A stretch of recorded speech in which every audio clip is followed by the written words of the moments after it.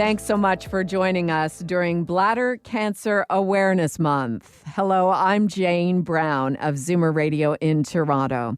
I lost my mom, Sandy, to bladder cancer in 2012 and have been an advocate at Bladder Cancer Canada in her memory since 2015. There are currently 80,000 Canadians living with a bladder cancer diagnosis, and 12,000 more will be diagnosed this year. At Bladder Cancer Canada, we are doing everything we can to increase awareness of this devastating disease to as many Canadians as possible, including this podcast that we created for Bladder Cancer Awareness Month. This podcast was generously sponsored by our partners Bristol Myers Squibb and Seagen Canada. We recently had the opportunity to chat on the phone with Bladder Cancer Canada's co-founder, David Guttman.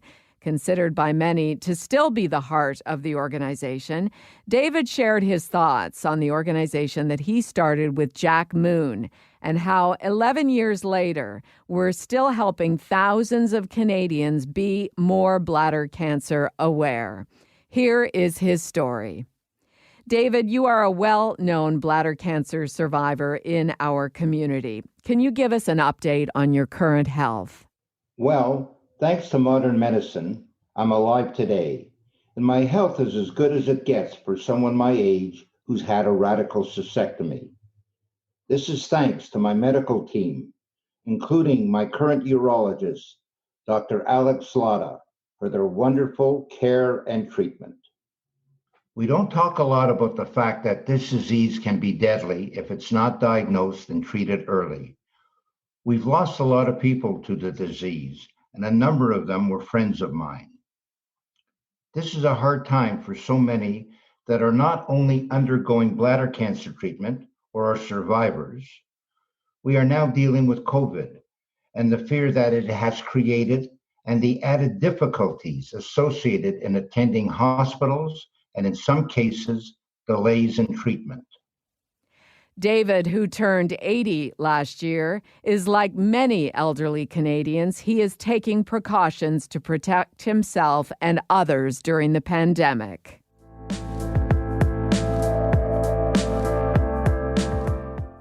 David, you were diagnosed over 25 years ago. Can you tell us what it was like when you were first diagnosed with bladder cancer? Jane, it certainly wasn't a good time in my life. I was scared, and I had no place to turn to for information and the help I was looking for. This was before the internet existed as we know it today. David remembers going to a library in North York to look for information, and all he found were some medical books with black and white drawings and medical terms that he had a hard time understanding. The prognosis was not good. According to these books, I was facing two potential outcomes: either reoccurrence for the rest of my life or a bladder removal, which would represent a significant change in lifestyle.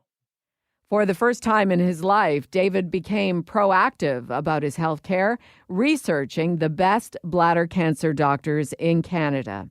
This was when he found Dr. Michael Jewett, a urologist in Toronto. David picked up the phone and called Dr. Jewett's office. Once David started to see Dr. Jewett as a patient, he asked him if it would be possible to talk to other patients about what he was going through because he felt scared and alone. Due to privacy issues, the response to his request was no. But his request had a lasting impact on Dr. Jewett. 3 years into his treatment, Dr. Jewett called David to say that he had a new patient, similar in age, and this patient was looking to connect with someone also going through bladder cancer treatment. Would David be interested in speaking with him? Absolutely, was his response. This would become David's first effort in helping other people diagnosed with bladder cancer.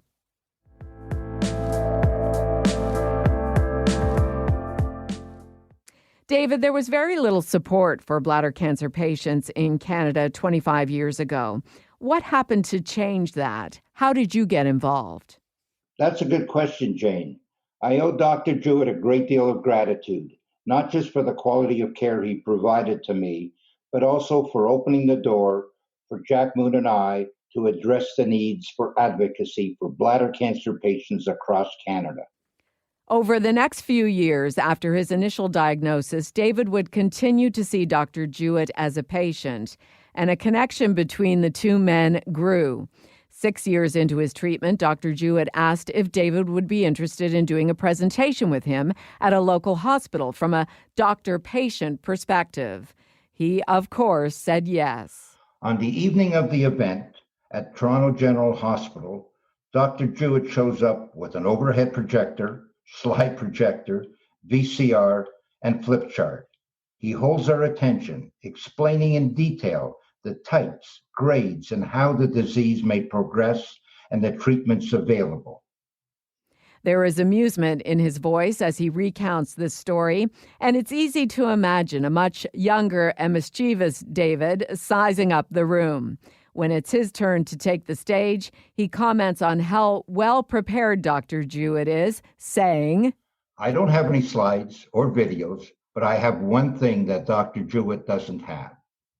I have bladder cancer." From that moment on, David had the attention of the room. Afterwards, he was surrounded by other patients, many of them further along in their cancer journey, wanting to share support. Over the next few years, David and Dr. Jewett would continue to do patient presentations at various locations. David also started attending different support groups to see what other organizations were doing. It was at a prostate support meeting that he realized two things. The first was the importance of camaraderie and support of these group meetings. And the second was, as far as I knew, I was the only patient doing advocacy work for bladder cancer in Canada, and that had to change.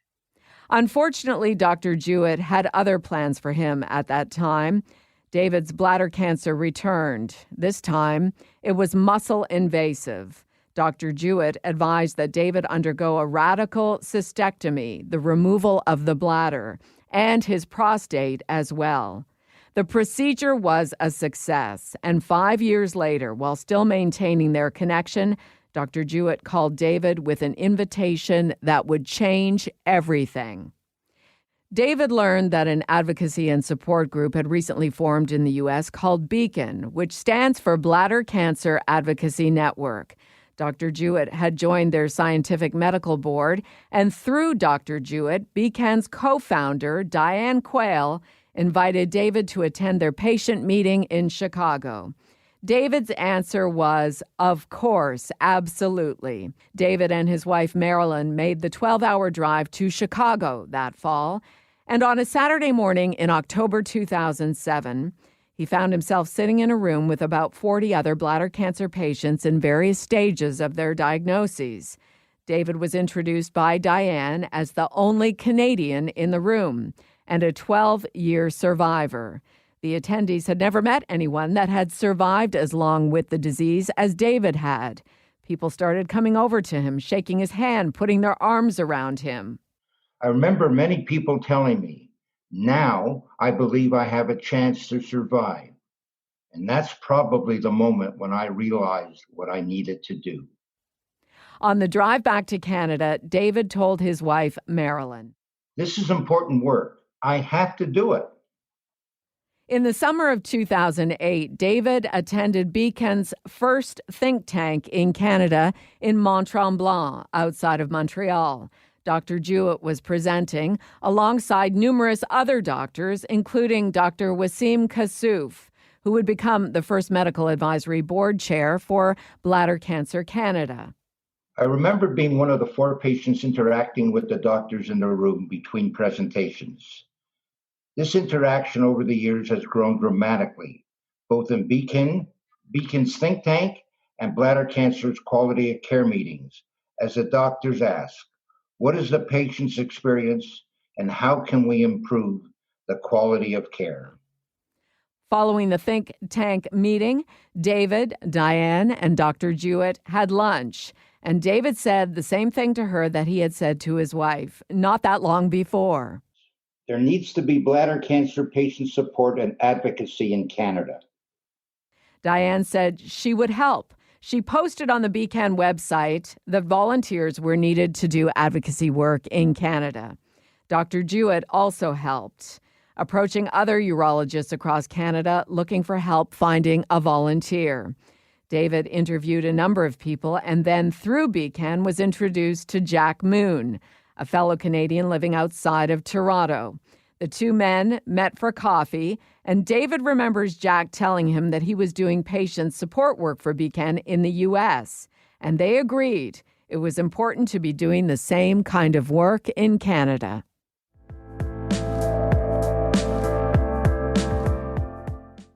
David, you mentioned your wife, Marilyn, earlier in the interview. Tell us about the caregiver relationship and what that looks like for people diagnosed with bladder cancer and needing support. I'm very fortunate. Marilyn has always been supportive, both during my treatments and my advocacy work. David's wife, Marilyn, has been involved in his care from the time of his bladder cancer diagnosis 25 years ago and has been involved with Bladder Cancer Canada from the beginning. She was with him at that first BCAN patient meeting in Chicago and on that drive back many years ago. How the organization supports patients has evolved dramatically during this time, including the support provided to caregivers. From his experience, David lists the three main reasons caregivers reach out to Bladder Cancer Canada. First, the patient does not want to be involved or doesn't want anyone to help, but the caregiver feels compelled to help them. Second, the patient is elderly and they're unable to reach out for a number of reasons, including the status of their health, their age, or language barriers. They need an advocate. And third, the caregiver is totally involved with the patient and feels like the coach of the team. They're working together to get the best care and outcome and recognize that it is a team effort. For David and Marilyn, the third reason best describes their patient-caregiver relationship. They are a team and always have been. Marilyn has been there to support other patients. I remember getting a call from a gentleman who had just had a radical cystectomy and was really struggling with it. Despite the supportive relationship that we developed, I realized that there was an element missing. I asked him, "Do you think it might be helpful if Marilyn talked to your wife?" He remembers the gratitude that the man responded with. David connected the two women. This is something that Marilyn would do numerous times over the years. Bladder Cancer Canada not only supports patients, but can support their caregivers as well. David has also been in a unique position to offer patient support as a result of his own bladder cancer treatments. His bladder cancer was initially non-muscle invasive, and then when it became muscle invasive, resulted in him having his bladder removed. He has experienced the different treatments, surgeries, recovery times, and lifestyle changes. David knows firsthand that a radical cystectomy can be life-changing, but also knows that non-muscle invasive bladder cancer can be difficult to live with. He remembers a meeting he attended in Toronto with 6 doctors to discuss an upcoming patient meeting. We were discussing the agenda. I proposed having someone from social services talk about the mental and emotional aspects of living with non-muscle invasive bladder cancer. When a doctor in the room asked him if that was necessary, David's response was powerful. You may not realize what it's like to be that person walking around with the word cancer attached to you, even if it's non-muscle invasive. They are living with the weight of a cancer diagnosis.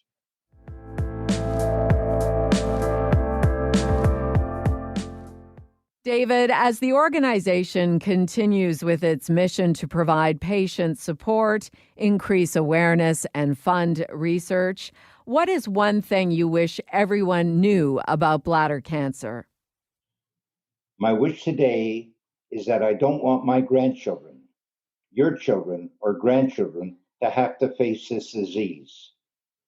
I also want people to know that if you see red in your pee, see your doctor. Don't hesitate. If it's bladder cancer, the sooner it's diagnosed and treatment started, the better the results. It's a message that saves lives, as with the bladder cancer patient in Vancouver who saw a "See Red, See Your Doctor" ad on the SkyTrain on his way to work. Or the patient who saw our ad on the Weather Network and remembered what it was like to discover blood in his urine. Or the 37-year-old woman who responded to our awareness messaging with her own story so that other people her age would know it could happen to them as well. David is proud of the work that the Bladder Cancer Canada team has done over the years to get the message out to thousands of Canadians. From Kyle, our creative director, who started working with David when he was a high school student and then went on to do pro bono work for the organization when he started his own advertising company, to Elliot, a volunteer board member who manages all of the advertising aspects for the organization and is responsible for getting us millions of dollars in advertising across Canada for a small fraction of the cost. It's an important message that David believes will have longevity because of the nature of the disease. There have been many advances in the area of bladder cancer that certainly weren't available when I was diagnosed 25 years ago, or even when I had my radical cystectomy 15 years ago. Over the last 5 years, I've seen major advances in medical research in understanding and treating this disease. By the way, much of this research is being supervised by Bladder Cancer Canada's medical and research boards and is funded in part by Bladder Cancer Canada. Canadians should know that Bladder Cancer Canada will be there to provide support during your bladder cancer journey, whether you're a patient, survivor, or caregiver. It's a proven fact that patients working with a support group have better outcomes. We know that because the rate of reoccurrences of bladder cancer, we might be providing support services for the rest of your life. We're committed to doing that because you deserve the best care and advocacy efforts that we can provide. David is also aware that the organization's success is the result of the support provided by the Bladder Cancer Canada team, including the organization's first executive director, Tammy Northam, to the numerous doctors over the years. From David's urologist, Dr. Michael Jewett, to Wasim Kassouf, who would join as the first chair of the Medical Advisory Board, to the countless other doctors that would become involved, going beyond providing medical help, status, and funding. Currently, there are 30 doctors from across Canada who sit on the medical advisory and research boards for Bladder Cancer Canada, including Dr. Peter Black, the current chair of both boards, and vice chairs Dr. Srikala Sridhar and Girish Kulkarni. Our doctors do a wonderful job for caring for us. They spend long days consulting and operating, and that fulfills their professional commitment. Many doctors, including the doctors on our boards, give back much more. They attend and present publications at scientific meetings, supervise research studies, and present at patient meetings. They give up their free time and time with their families.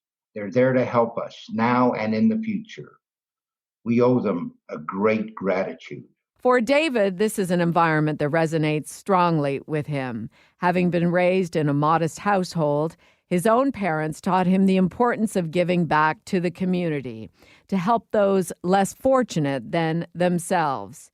It would not be a surprise to many that David, years later, would co-found Bladder Cancer Canada with the input of generous, kind-hearted physicians and other members of the community, and would create an organization that would help enhance the lives of thousands of Canadians living with bladder cancer.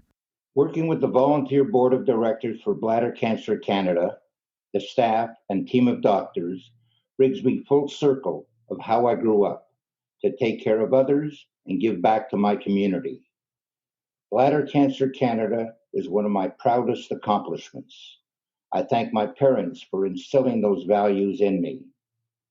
Jane, we're here today thanks to Jack and Dr. Jewett and the many volunteers that have served Bladder Cancer Canada. I would like to recognize a few of them who have made significant contributions over the years. Our past chair, Ken Bagshaw, and current chair, Ferg Devens, have worked tirelessly for Bladder Cancer Canada, as has Val McLeod, who has served on the board of directors since our inception. Two volunteers who unfortunately are no longer with us, Greg Neely and Paul Unterman, contributed greatly to making Bladder Cancer Canada what it is today. Our volunteers are key to our success, and we welcome them with open arms.